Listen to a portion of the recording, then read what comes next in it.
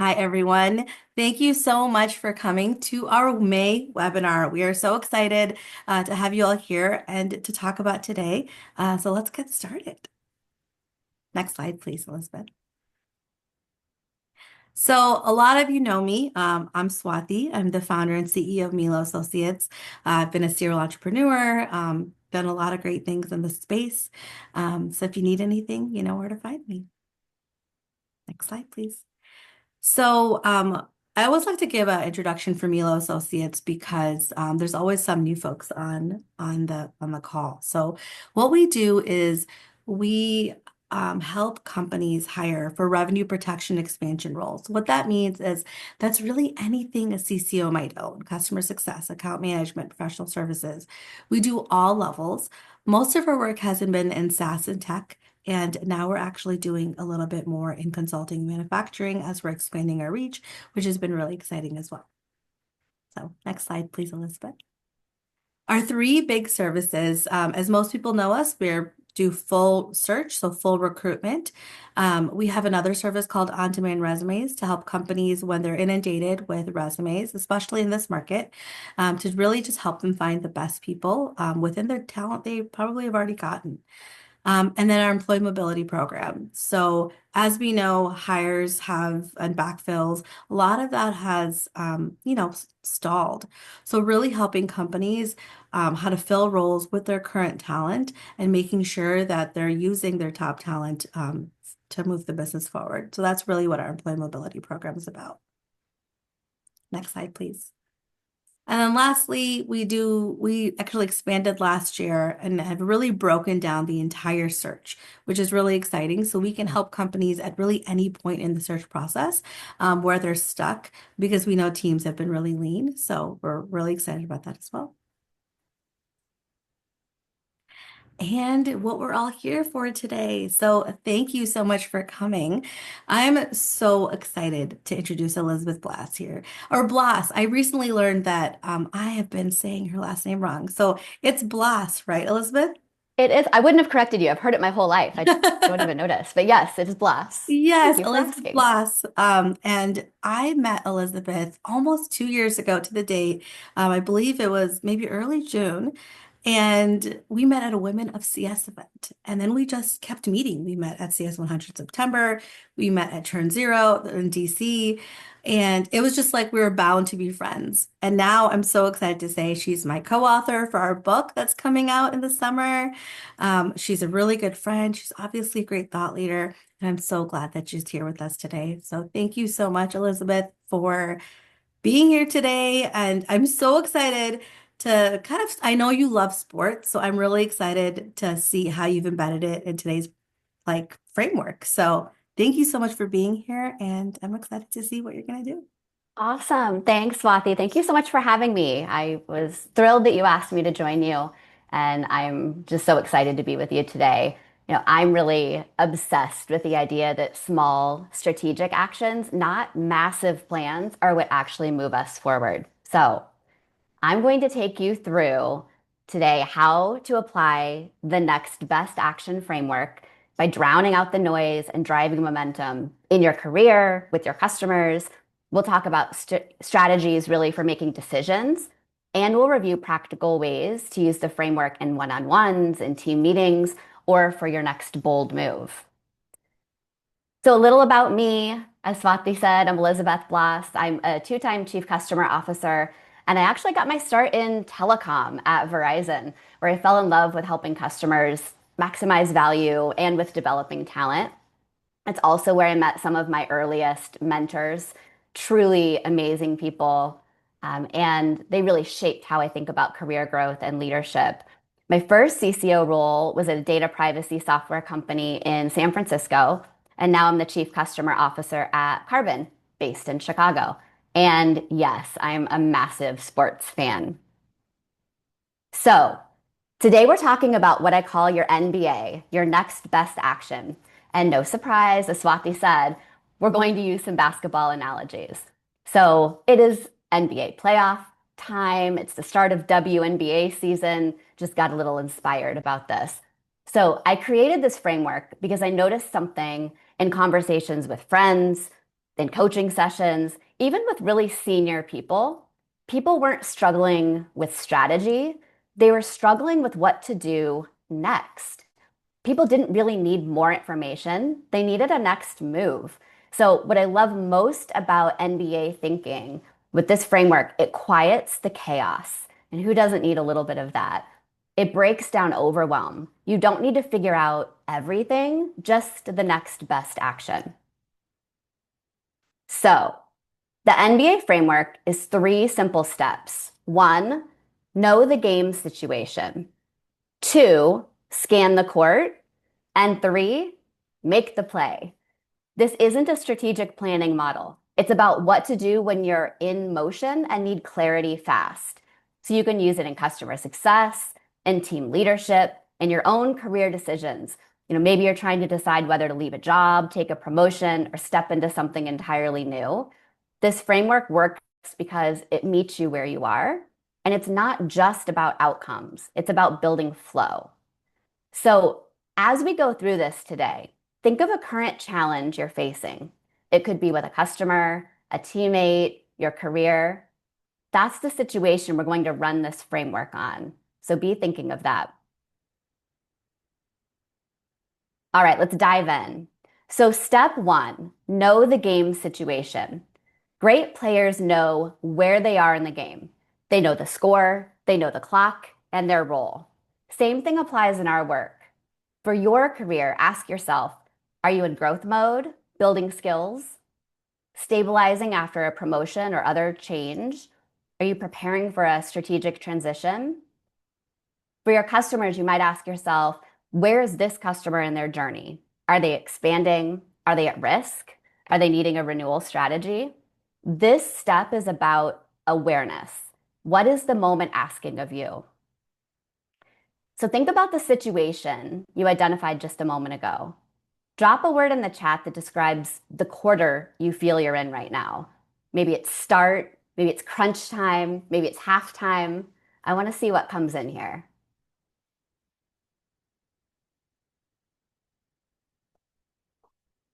Nicole's at the start. Crunch time. Seeing a couple crunch time. I had a feeling that that would be a popular one. Yeah, I definitely feel that. So, a little story. Um, I remember being at a previous company where one of our largest accounts was starting to disengage, and everyone was scrambling, as people do, trying to figure out what to do. And I took a step back and I asked, what quarter are we in? The answer, it was the end of the contract. Very little stakeholder activity. It was crunch time. And knowing that reframed everything. It wasn't about adding more value at that point. It was too late for a success plan. It was instead about reestablishing trust and fast. So knowing where you are is really important. That's step one. Step two, scan the court. Elite players read the floor. They're not ball watching. So in our world, this means looking at customer signals, internal dynamics, feedback you've received, even silence. The goal is to identify the lane that might be opening up or the blocker that keeps showing up. So think about one signal you've picked up recently. Maybe it's from a customer, a peer, maybe your boss. Write down one piece of feedback, one moment of silence, or one pattern you've seen lately. That might be your lane. Step three, make the play. This is the moment where the game shifts. You've assessed the situation, you've seen the court, now you move. Ask yourself what single action will move this forward right now? What builds rhythm and unlocks the next move? Am I hesitating out of fear or lack of clarity? Can I learn something, even if it's not perfect? You don't need to be certain. You just need to take the best shot available to you. And even if the play doesn't work, you're learning, you're creating movement, and you're unlocking the next read. What's one action you've been considering but haven't taken yet? You don't have to say it out loud. Hold it in your mind as we move into the next piece. On a personal note, a couple of years ago, I felt stuck. I was in a role that looked great on paper, but I was being pulled out of the strategic work that I really loved. I kept analyzing options, running scenarios. Eventually, I stopped and asked, of course, what's my next best action? It wasn't quitting, it wasn't asking for a raise, it was asking for clarity. So I set up a meeting with my CEO and I asked a direct question that opened up a whole conversation that changed everything. Sometimes the next best action is just starting the conversation. And I'll tell you, it's not just me. I've used the same framework when mentoring someone who was unsure whether to go for a stretch role. She was feeling overwhelmed and kind of couldn't decide what to do. So we walked through the three steps. Where are you in the game? Who's around you? What would move the ball forward? And the action she chose, she set up a conversation with her manager. And in that conversation, she got clarity that helped her to remove several barriers. And she ended up getting promoted 6 weeks later. So now we take a timeout. Did the play work? This is really your post play huddle. Every NBA player reviews film, not to beat themselves up, unless you're the Knicks after last night's game, but they do it to understand what worked and what didn't. Was there a shift in energy? Did you feel forward motion? Even a play that doesn't land can give you data for the next one. Now, I've made plays that didn't work. I once pushed a customer into a business review with a QBR we weren't ready for. And I thought I was being proactive, but I hadn't scanned the court. So we missed their actual priority. The lesson there, sometimes the next best action is a reset. Own the misstep, reframe it, and re engage. So take 10 seconds now. Look at the action you noted earlier. Did it work the last time you tried it, or is it something new you need to test? And we're going to do a little live test here. Let's just try this out live. Imagine you're a team lead and one of your best people has just started disengaging. So, what's the game situation? You can type it in the chat. Maybe end of quarter.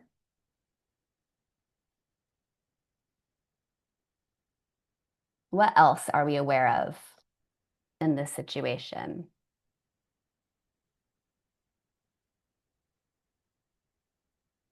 Yeah, why did they start disengaging? Maybe some team fatigue. Yeah, something not fulfilling them professionally.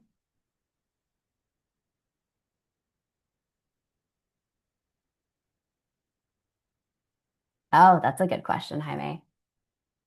So if you scan the court, what signals are you seeing when someone disengages? Maybe missed deadlines. What other signals might you be seeing?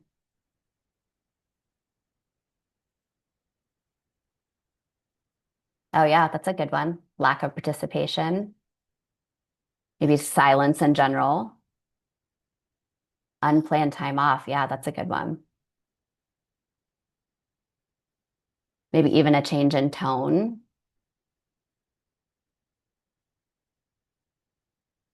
Late to meetings. Hey, some people are just naturally late, Swati. Feel personally attacked at that one. So what's the play?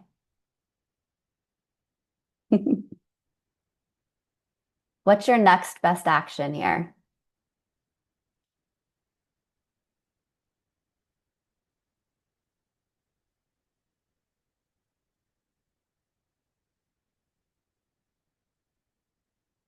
Yeah, absolutely. One-on-one, heart to heart, start a dialogue. Yeah, a one-on-one check-in, an honest conversation. And really, that's the full NBA in action. It's really simple. I think in this situation, it's also what would you not do, right? That one-on-one conversation is the next best action. What you wouldn't do is you're not going to probably, jump into an HR conversation, start working on a performance plan if this is someone that just started disengaging. You're not going to, like, your next best action isn't to ignore it. It rarely is, but we do that. We get busy, so don't ignore it. And yeah, don't make assumptions. Hey, Gary. Yeah, that's a good point too. Verify the person's expectations have been met. Okay. So what gets in the way? What actually gets in the way of taking that next best action? Often it's not lack of skill, it's fear, maybe it's perfectionism, it's analysis paralysis. Sometimes we stall because we feel like we need to have all of the answers before we move. But at the NBA framework, clarity comes from action. So this slide isn't just a list, it's a mirror. Which of these resonates most for you? Most of us fall into a pattern. Some of us stall at step one, we overanalyze. Others are great at reading the court, but they never act. So I'm curious, type the one that gets in your way the most. Is it fear, perfectionism, too many options, unclear expectations? No shame here, just awareness. I'll give you a few seconds to type that in. Perfection.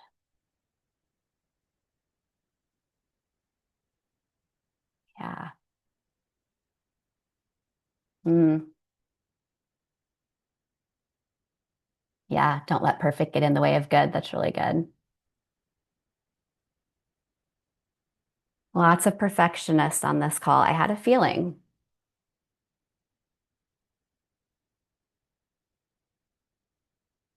Okay. So just to recap, let's bring it back to the full play. This is your MBA framework. It's simple. The best frameworks give you a reliable way to move forward when things are uncertain or chaotic. And this one does that by anchoring you in clarity and motion. So you know the game situation, you can scan the court, and you make the play. My challenge to you is this: don't just hear it, use it. Drop it into a one-on-one, bring it into a career decision, use it in your next business review. The next best action isn't a destination, it's how you build momentum, one smart play at a time. What part of the framework do you think you need to strengthen the most? Type one, two, or three in the chat for the steps here. I want to see what comes in.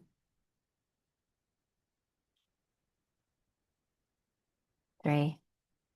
Oh, wow, look at that. I think I get stuck in two more often than not. Hi, me is the two.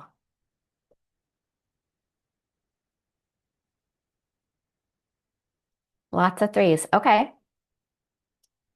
Two. Okay, so measuring your impact. How do you know if your next best action actually worked? This is where we pause and evaluate, not just for results, but for momentum. So in basketball, the scoreboard doesn't tell the whole story. There are hustle stats, assists, rebounds, steals, signs of effort and impact. It's the same in your work. Some actions won't immediately show results, but they'll build credibility. They'll create openings and they'll move you forward. Think about a great assist in basketball. There's usually no crowd roar, but that pass, it's what makes the highlight real. Impact is about setting things up, not always scoring the point yourself. So ask yourself, what shifted because of my last move? Did it unlock anything? Did the energy change?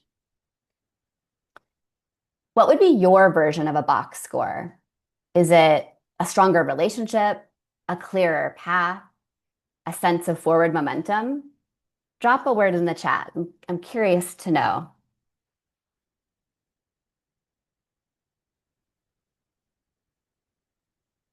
I'm making y'all work this morning.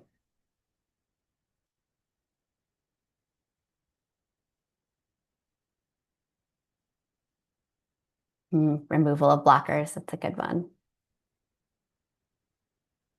Faster. Yeah, Jaime, that's good.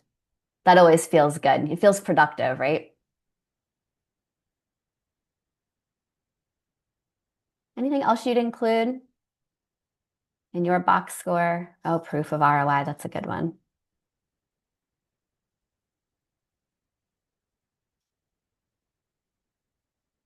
Loving these answers.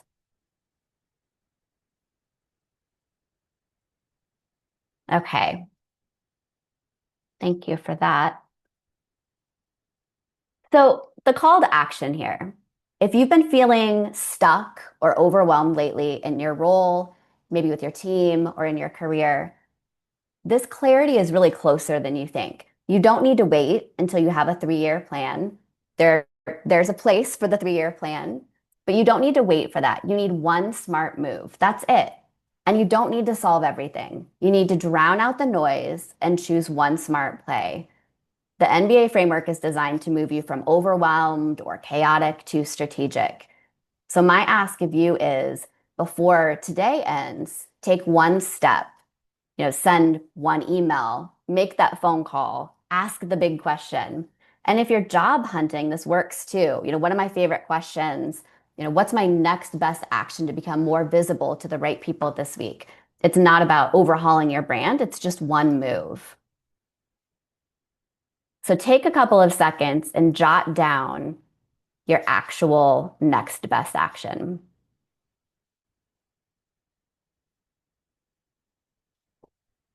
So connect with me. I'd love to keep the conversation going.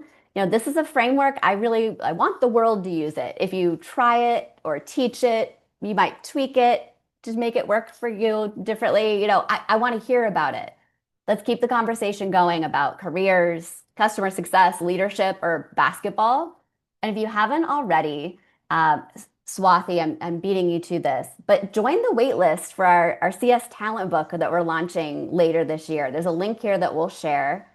And also, if you want to help someone else take action as a manager or a mentor, I've made a free NBA framework coaching guide available. It's really easy to use and totally free. So you'll be able to grab that at the link too. It kind of breaks down the framework for all 3 steps, and it gives you prompts that you can take your team through. And then it also tells you, what are you listening for? So it's a good companion. And definitely drop me a note on LinkedIn. Let me know your NBA. I really want to hear it. And with that, Swati, I think we're ready to open it up for questions.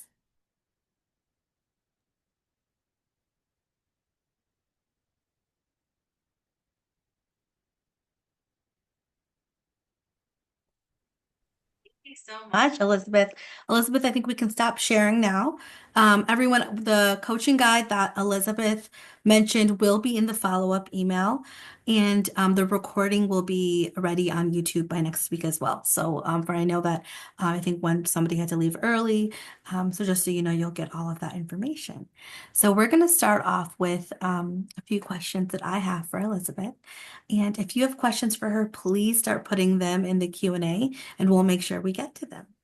So let's see. My first question for you, Elizabeth, is what inspired you to connect customer success with the NBA and professional sports outside of me knowing that you're a huge sports fan, which I'm not. So it's very different. I know my basketball, so I did know what you were saying, luckily. But I love the framework. It's so easy to use and implement on a day-to-day basis. And yeah, I was super curious on like why you connected that to sports. Yes, thank you for letting me. By the way, I appreciate that you know basketball a little bit. I love sports. I can always find inspiration there. There's so many parallels to like decision making, teamwork, coaching. There's just so much heart. So especially since it's NBA playoff time and the start of the WNBA season, it just felt like the perfect time to kind of do something like this. I love that. Okay, awesome. How does focusing on the next best action change the way you work with customers? Oh, that's a good question. Um, I think it really shifts you from reactive to intentional, and you stop waiting for the perfect moment or the full data, and you just instead ask, what's the smartest move I can make right now to create momentum? I Mhm. find that a lot of CSMs in particular are so worried about making the wrong decision. I mean, there's a lot at stake, especially, if you have a customer that's renewing or, Yeah. at risk. So I just think once you really focus on just the next best move, it quiets the noise and just makes it so much clearer. Like Yeah. I see relief, in I just see relief in the team that I work with when we just break it down to the next best action, and we usually end up doing what's the right thing for our customer as well. Yeah, no, I love that. I think it does. It takes away a lot of the pressure on like having all the data or having all of the information, and you can just because you have to keep moving. Like we have to keep moving in our day to day. So it's such an easy way to just keep moving. I love that. Can you share a real example when where applying this framework led to a better outcome for a customer or your own career or both? Yeah, I mean, I shared a couple of examples. I can think of so many. Um, one example was a customer who was waiting for a product capability and it wasn't coming until the following year. And the CSM was really stressing about how upset the customer was going to be. And they were trying to get product to adjust their roadmap. It was causing a lot of friction. So, going through the framework, we realized that the next best action was to have a conversation with the customer and really review where we were placing our investment and product focus in general, big picture, but also in the areas we knew they had interest. It's important, of course, that customers know what a company is investing into their product. And that action realigned everyone on a better path. I mean, everyone internally, Mhm. and externally. So it was really useful. Yeah, I love that. Thank you. Thank you. I'm just going to prompt anyone else right now. If you have any other questions, please, make sure to put them in the Q&A chat. I know Jaime has some comments in the chat, so Elizabeth, I would check that out um, while I prep the next question. Okay. So what are some common mistakes people make when trying to identify or execute the next best action? Because it's a very simple framework, right? But I feel like you can get, there can be hiccups, when you're trying to implement it. So what are some common mistakes you've seen yourself or maybe other people you've shared this with? Yeah. And I saw this a little bit in the chat just as we were going through earlier too. I think the primary one is just waiting too long, overanalyzing, trying to get to the perfect answer, which, perfect answer rarely exists, or treating action like it has to be huge. It doesn't. Smart moves win games, not the perfect one. So I think those are the main ones. When you say, can I ask a follow-up question on that actually? Of course. When you say it doesn't have to be big, right? Do you have any examples of like small moves? Because I think that sometimes it's just thinking about things that way. And when people are like, I have to make a change or I have to do a thing, it always has to be bigger than needed. Do you have examples of small moves that could get people thinking that way? Yes. Okay. Let me think about this. Let me think about when I first met you, Swati. I think for for me, I was at a transitional point in my career. I was thinking about leaving one company and didn't yet know what the future held, what my next move would be. Mhm. And I knew that I wanted to put myself out there more because I had been with a company for like 9 years, heads down, building, was not plugged into the CS community at all. What I was missing, I know now. Yes. But for me, I knew I had a vision of I wanted to go out and I want to do a keynote or I want to speak. I want to, I want to have a big plan for how I get out and do that. And um, I think it was a conversation with you that you said like, "Hey, why don't you I'm doing a panel. Why don't you hop on this panel with me?" It was very safe. It was like three of us. It was maybe 30 minutes. I think it was with potentially Churn Zero or something. It was Yeah. in Chicago, and Yeah. it was it was a small but impactful next step that didn't require that I have an entire plan for every step that I was going to take to get on a stage somewhere. It was just, oh, that was a really clear next best action, and it was through a conversation with you actually that helped me identify that this is a good next step. I don't have to have it all figured out, but just like put yourself out there. And like for me, that was a great next best action. Oh, that's so nice. I didn't know that. So that's really sweet.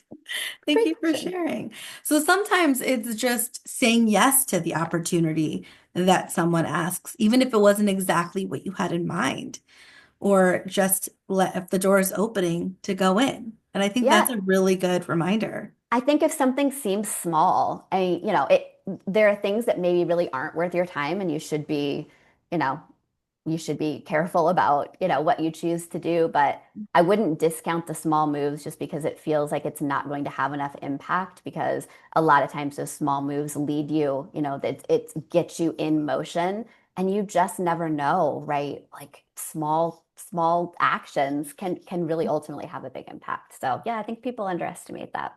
I love that. I actually could share that a quick story on that too, on the webinar series. So I don't know if everyone's seen the titles webinar that Barl did early on. I think she was my second or third speaker. But that was actually the beginning of wanting to do a book. Mm, Which I didn't know it at the time, right? I wanted to get really specific with these webinars. These webinars have been phenomenal. I mean, I get amazing leaders like you to come and talk about something really specific that people can use right away. And that conversation literally like started the conversation with the book. And it was not, that wasn't the intention, but it's pretty amazing that, something that you're doing can kind of lead to something even bigger. So yeah, I that's love awesome. that. Jaime says small moves create big waves, discipline and consistency gets forged along the way. Yeah, Yes. I love I that. like that point on discipline. Yes. Oh yeah, for sure. Okay, so how do you balance being strategic with staying in the moment and acting quickly? I feel like this is so important and so hard, like so hard. I think you build the muscle, though. The more you practice scanning the situation and taking action, the faster you become at making high quality decisions without freezing up. This is not a basketball reference, but it is sort of a sports analogy. I love the "be a goldfish" saying from Ted Oh, Lasso. yes. He says, for those of you who maybe haven't seen, he says, you know what the happiest animal on earth is? It's a goldfish. You know why? It's got a 10-second memory. Be a goldfish. And it's his way of encouraging resilience. Let go of mistakes quickly, don't dwell on failure, and just move forward. Yeah. But yeah, but I really do think you have to build the muscle, because this is really, it's hard to do that, to have the balance, as you say. Yeah. Okay, awesome. So I would so to like move to well, I don't even know what I'm saying. To continue on that, I would say that like know that you might make mistakes early, right? So your next best action in the beginning might be a mistake, but Mhm. you're going to get better and better and better the more you do it. Yeah. And that's, you will make mistakes, and maybe not a mistake, but something that just doesn't work. Like we said, like the shot doesn't always go in, Hmm. but you gotta keep moving. Yeah, I love that. Man, the sports basketball is actually I'm seeing it. I'm seeing how it See? works and everything. I kind of love that now. I'm so glad. I have like Um, basketballs in my eyes, all the playoff basketball. I stayed up late watching last night. That's so funny. Okay, what role does data play in deciding where your next best action should be? Okay. I love data. Data gives you data gives you context, but your intuition and your understanding of the situation make the decision. So data is one input, it's not the only input. And sometimes lack of data is the signal. So where you need data, don't get hung up on waiting for the perfect data. I've definitely been guilty of this. Colin Powell has this decision-making philosophy. I feel like it's a perfect complement to the NBA framework. I'm sure many of you have heard of it. It's the 40-70 rule.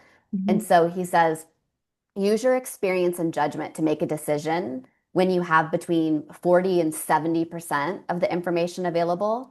Anything less, you're shooting from the hip. Anything more, you're probably overthinking. So, in other words, waiting for 100% of the data is that kind of analysis paralysis that we were talking about. Yeah, yeah, I love that. Also, like you're never going to have enough data, right? I feel like you can always have more data. So, I love that. I love that range. Um, if anyone has any like examples or stories, or if they're stuck, we have Elizabeth here. So, feel free to ask if you want. I like this. Jaime it said 100% agree on data being where did they go? One part of decision making, but intuition is so crucial as well. It really is. And experience, you learn what works, what doesn't. Yeah, yeah. And Gathering data, yes, Nicole, I was just thinking that too. Gathering data can be an excuse to not acting. It is. It's like a safety net. I'm trying to be smart and have the data, and if I don't have the data, so and so didn't get me the data. That's so true, and it's also like it's hard to CYA. recognize when you're doing that. You know? Yeah, but it also can be like a CYA, right? Like people are just trying to like make sure they don't get in trouble. Yeah, But definitely. you gotta take the leap. Okay, awesome. So how do you stay confident in your decision making when the stakes are so high or the outcome is uncertain, right? Like these CSMs, your leaders like you are working with millions and millions of dollars at stake for the company, especially in this market where, every dollar, every upsell is just so, so crucial. Yeah. How do you stay confident in your decision making? Just you saying that makes like I feel the tense, like, oh gosh, there is a lot. There is a lot at stake, more and more all the time, right? When we're doing more with less. I remind myself that action creates clarity. It's not about having full confidence. It's about having enough to make the next move. And when you move, you learn. So it's that motion. I think that you just have to keep yourself moving. I'm always more confident, I think, in action than when I'm, trying to decide what to do. And so I think that movement is really helpful. Yeah, that's awesome. I mean, I feel like I wonder if that's personal. I'm also more confident when I'm moving and feeling better. Does everyone feel that way? Does everyone feel better when they're moving? Or do people feel It's a good question. better when they're analyzing? I'm curious if you want to share. Yeah, would Um, love. I'm watching the chat. No yeah. pressure. We got 'em Okay. moving. Yeah. Move, Move, move, move. move. We got a lot of moves. Okay. Yeah. So maybe that's just like the human race. We're just I don't know. Maybe no one wants to say that that's not the case. I would say if the moving is the thing that gives you the anxiety, I think you have to do it a little, like, do it scared. You gotta just plow through, and the more you do it, like we talked about, like the muscle memory, I think it'll become easier, but probably not everyone has that natural tendency, and that experience will become easier. Yeah, it does. There's a lot. Oh my God, we have a lot of comments here. Hold on, give me a Oh second. yeah, Tiffany, this is the former English teacher. Amazing. Getting students to write, move first and learn by revision definitely builds confidence. Oh, I like that perspective. Yeah. Startup Justin, mentality. yeah, total startup mentality. I love that. Yeah, Jaime. Yeah, you gotta take the time out. That's great. Thank you. Thank you for your input, everyone. So, how can leaders oh, sorry, I missed a question I had. How do you build momentum when a customer is disengaged or a situation feels stuck, right? I think there's a lot of times where you're just like, I really don't know what to do, right? So how do you build momentum in those situations? Yeah. Think you've got to get closer, not louder, meaning you've got to understand really why they're disengaged. and identify something small, that we can do together to build trust. That one, win can reignite momentum. But I think like you've got to like following the steps, right? Make sure you understand what part of what part of the game you're in, like the timing kind of matters. Are you early? Are you near renewal? You look at that, scanning the court to see just what are the signals you're seeing. Um, so I mean that's kind of a general, but I think you've got to really look at the whys and the situation to figure out what to do next. But Yeah. um, I mean, this happens so often in CS, right? The disengaged customers, those are the ones that keep me up Mhm. at night, and they're always more work. And people always get busy with the customers that are engaged that it just becomes so easy to say, well, we sent an email to the disengaged customer. Did anyone ever hear back from them? What do we do about that? And then they churn and you're like, oh, yeah, probably saw that coming. Like Yeah. you've got to, it does take time, right? It takes more time, arguably, to re-engage a disengaged customer. Yeah. Well, that makes sense. Um, okay. How has the NB framework, um, how can leaders encourage their teams to think in terms of being consistent, meaningful action rather than waiting for the big win? I think that's interesting. I mean, you got to model it, so if they see you using it and, that consistency is important. Celebrate the progress, not just the outcomes. How Ooh, did I love something that. move you forward? Just asking, like my team knows I say a lot, like, what's our next best action? Like, just working that into the conversation, Mhm. and make it normal. I think to move, learn, adjust. I mean, I can do that more too. But I think celebrating and recognizing the little steps along the way, even the resets. What did you learn? Yeah. Um, there's a lot that you can do around that. It's like that, taking that time to pause and reflect. I think in general, I would say, CS, we're not great at that because it's so busy. And so slowing it down a little bit just to evaluate what we're doing, what worked, what didn't work, in the decision-making process, I think is really helpful. Yeah, I love that because I think when you're waiting for the big win, that it's just such a slow gratification. Like we need little I can't use a sports analogy right now. I was trying really hard, but like I was like, that's not gonna work. Proud of you for trying. I tried. But you need little like goals, like goal stop. I'm thinking soccer now. This is not working. But you need little stops along the way, right? Before the big win. And I think that I like those answers. I don't think people celebrate their progress enough, Yeah, especially whether it's your career, and a lot of people are job searching right now, but getting that interview or yeah, getting the your application seen, like all of these things are really, really are great wins that people yeah. that's progress, that's movement. That means Yeah. you're doing something right. So I love that. I love that a Think lot. about think about if you went to a basketball game and the play was going on, people were making baskets and free throws and steals, and no one applauded. They were waiting to see, they were waiting to see who won at the end. Yeah. And then whoever won, everyone erupts into applause. I'm trying to make your basketball analogy happen, but it is kind of like that, right? We're Thank not you. waiting. Like, cheer for the shots Yeah. that, cheer for the things along the way. You're not just waiting for the big completion of a project or a renewal, or there's so much activity that is happening and, like micro wins along the way that we should be celebrating. So, Yeah. I mean, I actually love going to like baseball games and basketball games and stuff, but it's more for the energy because the energy and the song and that would all be gone. There'd be no energy if we yeah. didn't celebrate the wins along the way or the shots along the way, right? So And I that have to say the Bulls announcement, music, like the starting lineup, like it's the best entrance in all of basketball. Like it's if you're not a fan or if you haven't been to a Chicago Bulls game, you got to go and you got to get there early so that you don't miss the starting lineup announcements. yes, that's Just a homework for side note. everyone. That's your to do. That's your next best action. Get to a Bulls Get next a game season, this summer. obviously. Next season, obviously, because we didn't, of course, make the playoffs. So Well.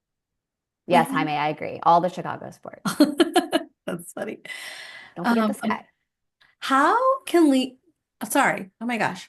How has the NBA framework helped you coach others? So during career performance conversations, right? Like a lot of Mm. people right now, at least in my world, right, are going through interviews, are trying to find their, next career move. So I guess how would you help people in their career or like use this during performance conversations?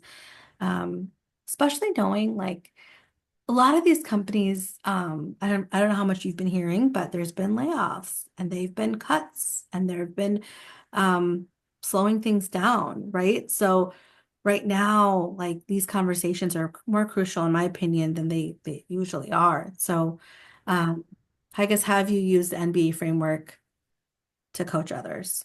Yeah. I mean, I think from a coaching context, like we did the live kind of example earlier. It was very short, it was the team Right. lead disengaged. Why? I think even though I'm saying, that you're pushing for next best action, quick action, that doesn't mean the whole conversation in a coaching session is like boom, boom, boom, answer, go. I mean, that's Right. not the reality of it.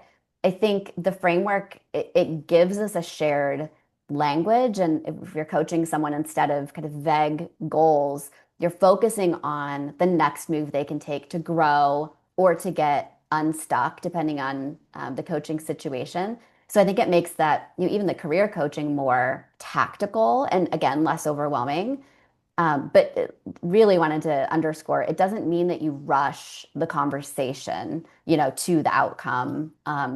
There may be a lot that they think or feel about a situation, and you need to hear them out and talk it out as you're developing that next best action. So it is simple, it is quick, but it doesn't mean it's fast and disregarding, all of the other things that need to be discussed in those conversations. Yeah, yeah, I think that's great advice. Um, I know we talked about this a little bit earlier, but how do you use the NBA framework to get out of analysis paralysis, right? So I think a couple of us were twos, you were a two, I was a two. I think a couple other people in the chat said they were a two. So either in your own decisions or when coaching others, right? And I would ask this in framework, either in your career or like, in your day-to-day at work. Yeah. I mean, so if you look at the three steps, the what's the game situation, I don't think there were many people that said that they get stuck in that first step. You usually can know, right? Like, is it crunch time? Is it, last quarter and the renewal is up? Is it early on? I mean, I think taking the time to really like know the game situation is important. And most people are not getting too stuck there. I think the second step of scanning the floor and looking at the signals, I think if you keep the action word, it's the next best action. So if you kind of keep that in mind, that should help you not stay in that, reviewing the signals too long because it does need to be actionable. And so I think I say that because I do think two and before three, like making the play, um, it's so it's almost a comfortable place to just be thinking and assessing and before actually deciding what that next best action should be. So I think you just have to keep that goal in mind of like I need to take an action. Like no what do people say? Like no decision is a decision, right? You're just Mhm. you're like the world is going on. Your customer is they're making their decisions, Yeah. your team, if it's a career conversation, they're making their decisions about what they might want to do next. And so just remembering that action um, is like it has the ability to make a change, right? And so Yeah. I just think it's remembering the I like just the importance of moving forward, right? I think we have to do that because there's no friend, leader, peer that can pull you out of that analysis paralysis really. Like you really have to do that for yourself. And so like maybe create a post-it note, put it at your computer that just says action or Yeah. NBA or whatever, just to like to pull you out of that when you feel yourself kind of stalling at, again, for me, it's number two in the step, but wherever you feel like you naturally stall, maybe just have a visible reminder that you've got to move to action. Yeah. I It's a love hard it. one to answer, Swati, because it's everyone's personal, it's like whatever is holding you back, it's all a little different, but that action No, word is important. it is. It is a hard one, and I appreciate you sharing, right? I think the I think one of the biggest things that you said is I think like one, you obviously have to keep moving forward, but also like no decision is a decision, right? And I think that people don't think they're moving forward because they're not making a decision, but actually you are. You're always moving forward. It's just, is it helping you or is it hurting you? Mm. And I also said two, so I think that's a really good reminder for us. So thank I'll you. help you if you help me. I will help you.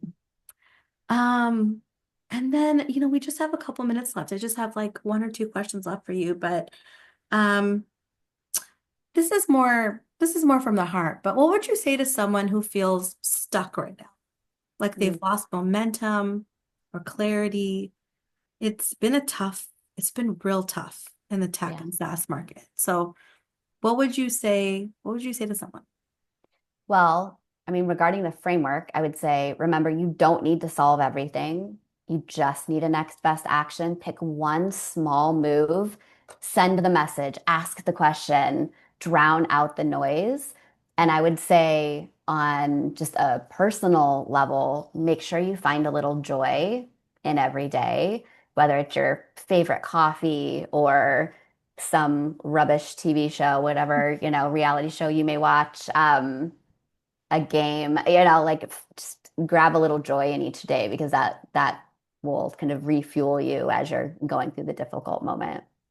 Yeah, thank you. Thank you. I know that some people really need to hear that. And I want to close with what's something you've learned from watching the NBA playoffs or the NBA games that you think every CSM should keep in mind? Okay, I'm not going to make it about the Knicks crumbling in the final quarter of last night's game. Um, I would say no one wins alone. Every highlight play is built on team awareness and trust and relentless execution, the discipline. I think it was Jaime who mentioned earlier, the assist matters just as much as the shot. Oh, I love that. I love that so much. Thank you so much, Elizabeth. I had no idea that one, I could follow an entire webinar using sports analogies, Yay. but that So I'd proud also of you. learned so much. I think this framework and like what you shared is so important, especially right now with what people are dealing with their customers and with their careers. So thank you like so much for putting this presentation together and for sharing your framework and for being here today. So thank you so much. Thank you everyone for joining today. We have another one coming up next month and we'll share that probably in the next week or so. So watch out for that announcement. There will be a follow-up email with the recording and the coaching guide that Elizabeth mentioned. So watch out for that so you can use that. And if you have any questions, you know where to find Elizabeth and I. So thank you Definitely. so much, and we'll see you really soon. Thanks, everyone. Thanks, Swati. Thanks. Bye. Bye-bye.